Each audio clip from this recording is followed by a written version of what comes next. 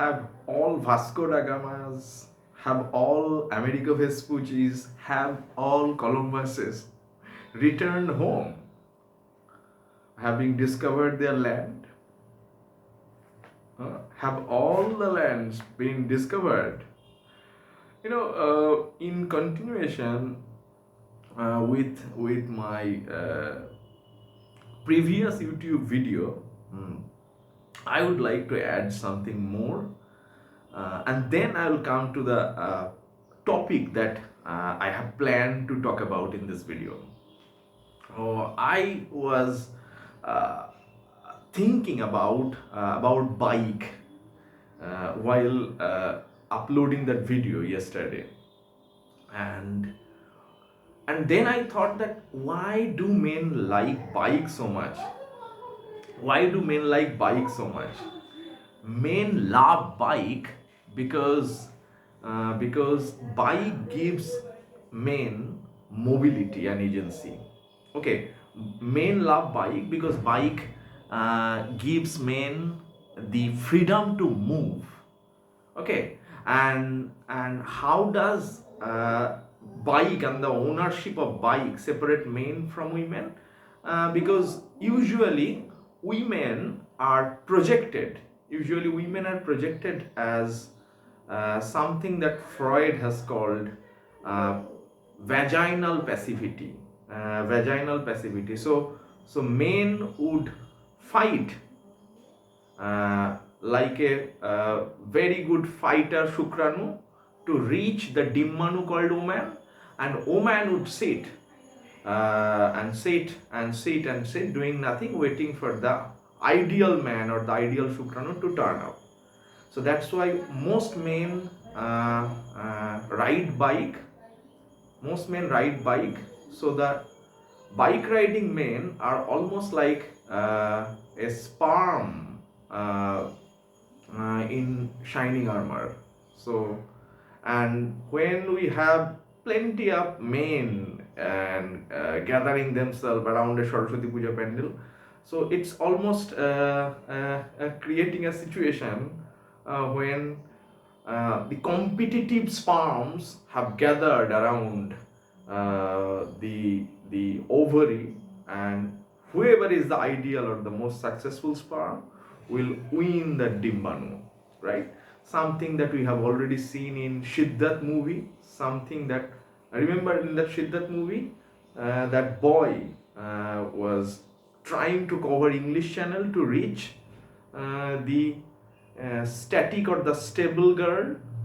And similarly, we have seen in the movie Tarap how the man takes all the risks. Risk taking is so masculine. How the man takes all the risk, Ahansheti, to reach the passive woman. So the woman sits and does nothing because woman is almost taught by patriarchy to behave like a sofa. And what does a man do? Man fights and fights and fights and fights like ideal Shukranu to reach his destination, his Dimmanu. So therefore bike gives that Shukranu the movement to reach the Dimmanu. And what does the Dimmanu do? Dimmanu waits for the bike to come to her and waits for the Shukranu to come to her and to be discovered by the Shukranu, that sperm in shining armor. So man is not a knight in shining armor. Man is almost like a sperm in shining armor. And what does that sperm in shining armor do? That sperm in shining armor rides a bike and reaches the wall of the egg. Now that's why whenever I see a Durga Puja pandal or Saraswati Puja pandal with few beautiful women and sitting there idly and doing nothing, and we see many men gathering, almost it reminds me of those sperms who are swirling and swimming in and around that wall of that ovary to reach and to fertilize. And which man wins? The best man wins. The best sperm wins. And which sperm is the best sperm? The sperm which can ride bike, the sperm which can take risk, and the sperm which is courageous and violent and the winner of the race. So therefore, a man is someone whose identity is dependent on how much risk they can take, or how much courageous they can show and how much bravery that they can put up. And that's why most of the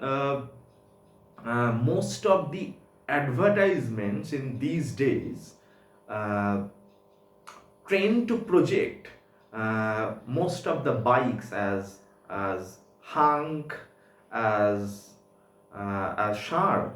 But how many bikes or advertisement of the bikes do you have when the biker is compared with a cow?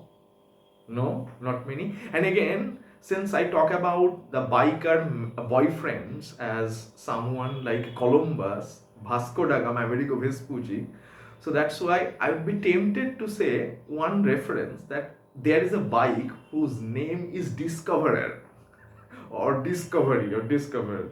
And what does that bike do? That bike is actually a true celebration of colonial masculinity.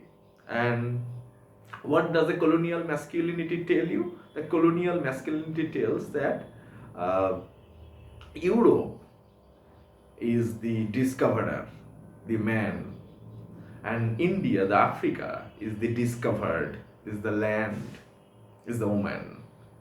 And this is exactly why I would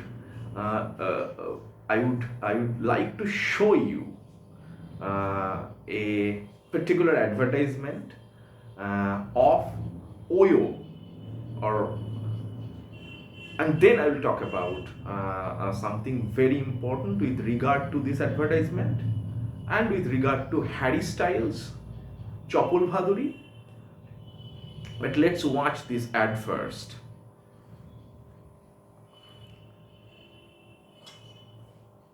Call few rooms on OYO. मुझे कैसे पता होता? Just a minute. Just a minute. Let me. बेट क्यों लगाई? Can I change now? Looks good on you. Jay?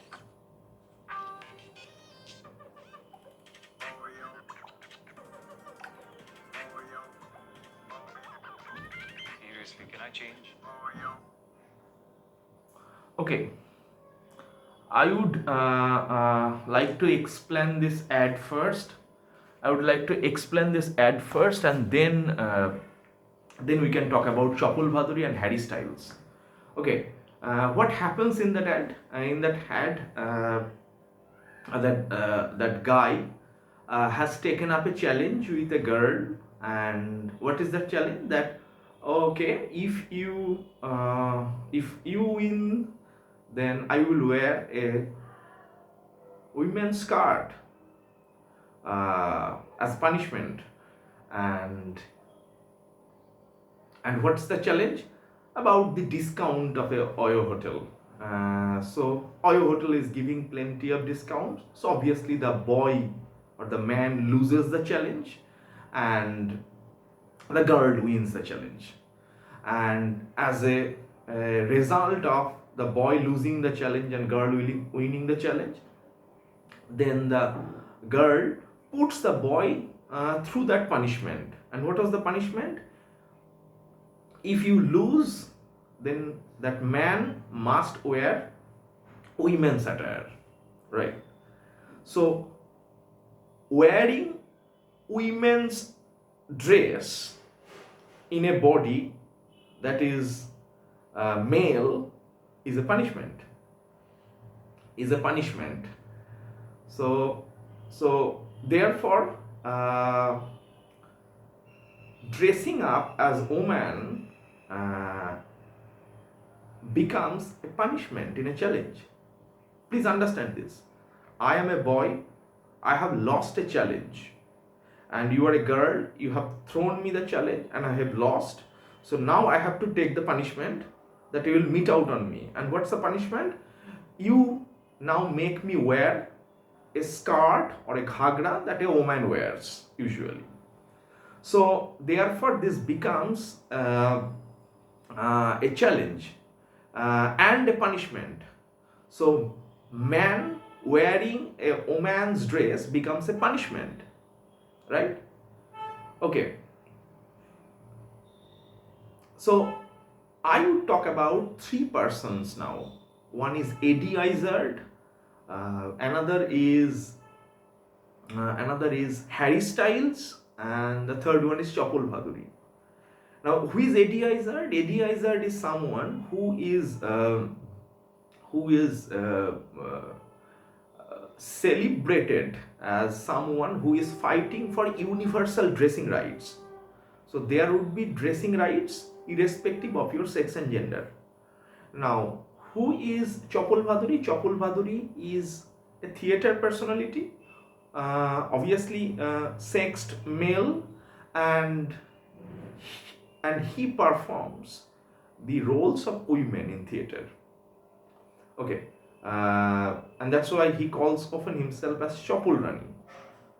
Now, what's the third one? The third one is Harry Styles. Harry Styles has recently worn a skirt, a women's skirt.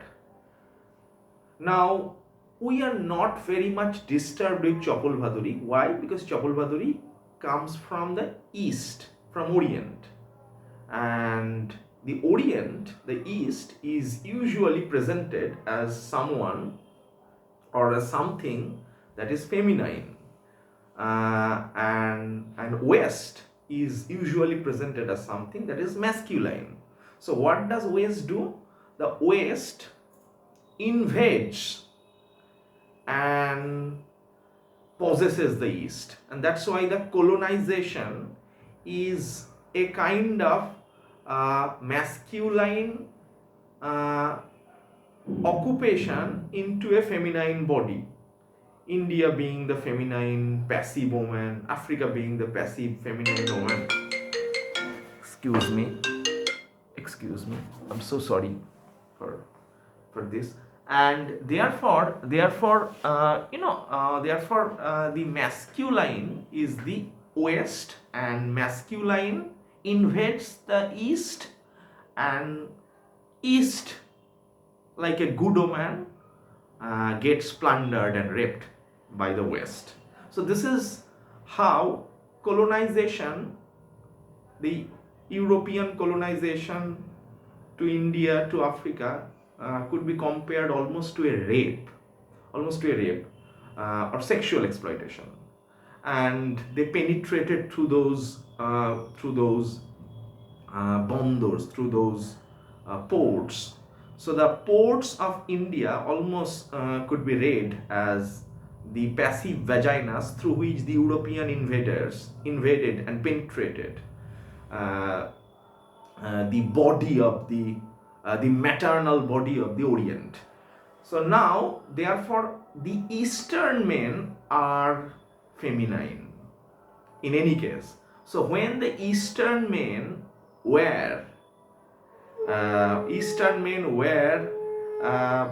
feminine dresses, so that is highly unsurprising. That's okay. That's understandable, right? But when the masculine Western men wear feminine dresses, that is shocking.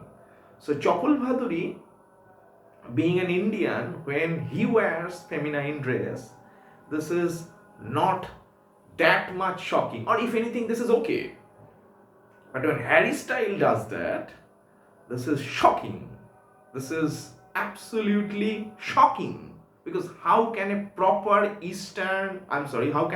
Western male wear feminine clothes? And what about India? They are already colonized, they're already feminized. So we can expect Indian men to go feminine. But how can we expect white, West European man to go feminine? So, therefore, the feminine drag of Chapal Bhaduri is not shocking. Therefore, the feminine drag of Harry Style is absolutely shocking. Right. Now, I have talked about I have talked about A.T. Izzard, I have talked about Harry Styles, I have talked about Chapal Bhaduri. Now I will wrap up this video. Oh, and how do I wrap up this video? I have to go back to that ad, that OYO ad that I have shown you probably a few minutes ago in this video.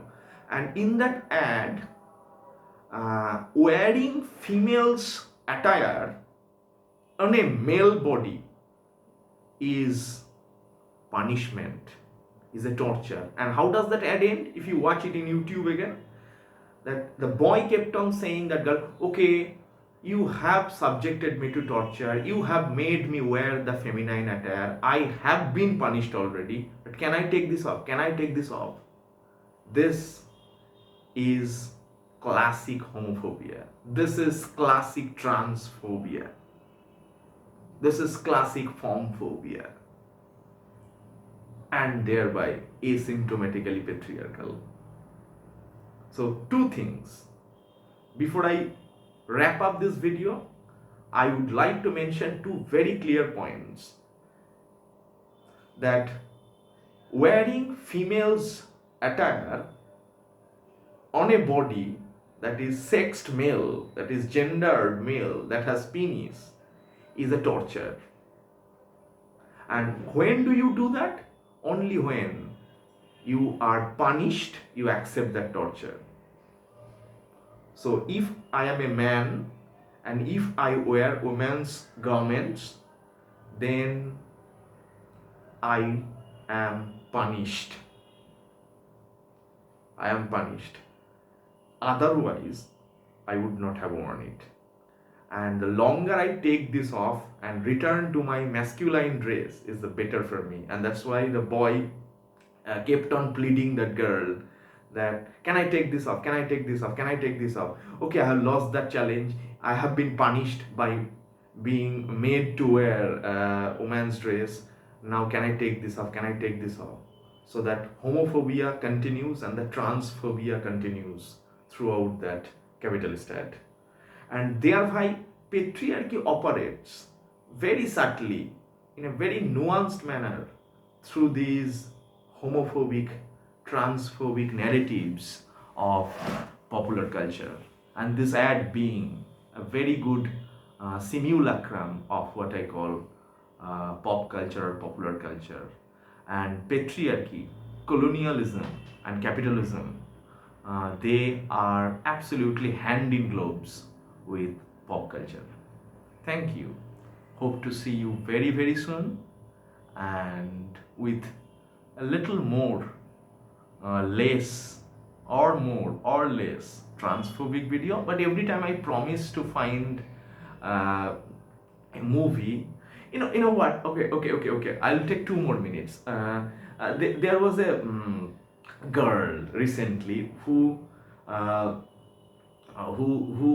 was asking me in a comment section of one of my videos that, sir, how can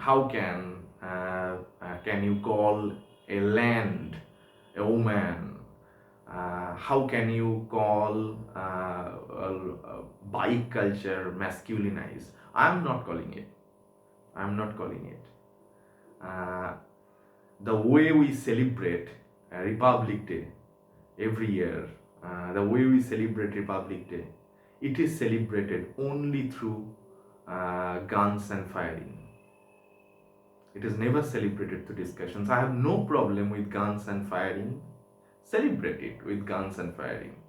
Please celebrate it with more guns and more firing. But have parallel discussion along with it. Have parallel demonstration of arts and painting and everything. I have no problem with this, but suppose there is gun salute here, can we have a few professors discussion, can you have few artists demonstrating their arts. Why can't we have these things? Why does a nation have to exclusively celebrate its identity through pederastic manhood?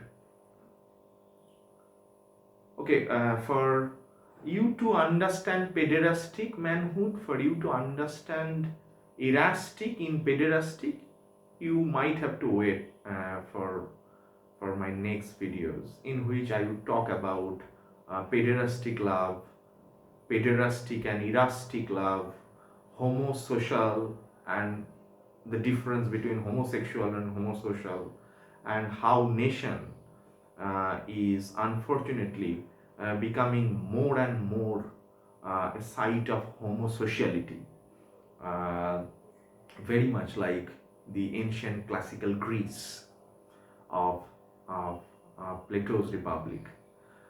But for now, I have to go. I have to say goodbye for now, and hope to see you very, very quickly, very, very soon. Tomorrow or the day after tomorrow, I don't know. But thank you for subscribing. Thank you for tuning in. Thank you for viewership. And I accept my humility. I accept my acknowledgement to all my subscribers, to all my viewers. Help this channel grow. Help this ideologies and these discourses reach to more and more young people, so that it reaches to people that it is meant for. And I express my absolute gratitude, absolute thankfulness to each and everyone who has subscribed to my channel. Thank you so much, and stay negative, at least till COVID goes away.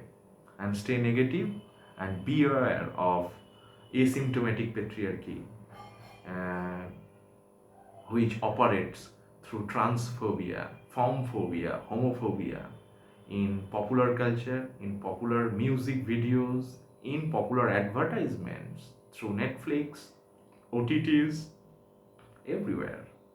So beware of popular culture which propagates colonialism, patriarchy, and celebrates capitalism through pop culture. Thank you.